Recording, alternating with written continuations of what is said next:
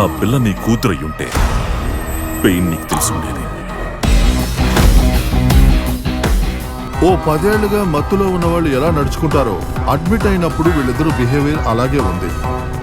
But surprise ఏంటంటే వీళ్ళని check చేసి చూస్తే బాడీలో అనుమాత్రం కూడా డ్రగ్ సింప్టమ్సే లేవు.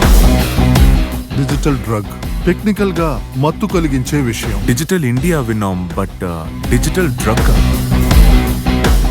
దీనికి పేరేంటో తెలుసా? వార్ డిజబుల్, యుద్ధ శబ్దం. యుద్ధ శబ్దం.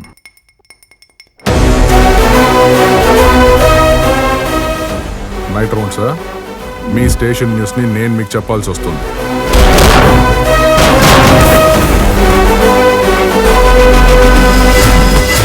చాలా దారుణంగా పొడి చేశారు.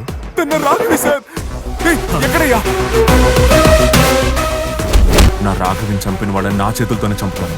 అది కూడా మీరు తమాషా చూస్తూ ఉంటారు.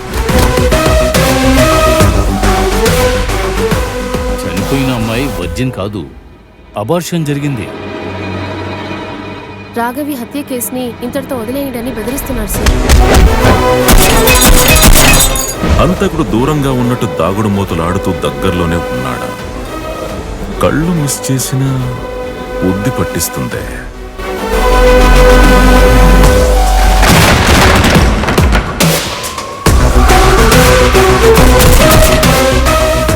చాలా పెద్ద ఫ్రాడ్గా ఉంది సార్. కొంచెం జాగ్రత్త పడితే వాళ్ళని పట్టేసేవాళ్ళం సార్. ఇప్పుడు నడి రోడ్లో ఉన్నట్టుంది సార్. వెంటనే ఓ పక్కకెళ్ళి యూరిన్ పోసుకుని యూటర్న్ తీసుకుని స్టేషన్కి వెళ్ళి ఫ్యాన్ స్పీడ్గా పెట్టుకుని కూర్చో. చెమటలు కారిపోగలవు.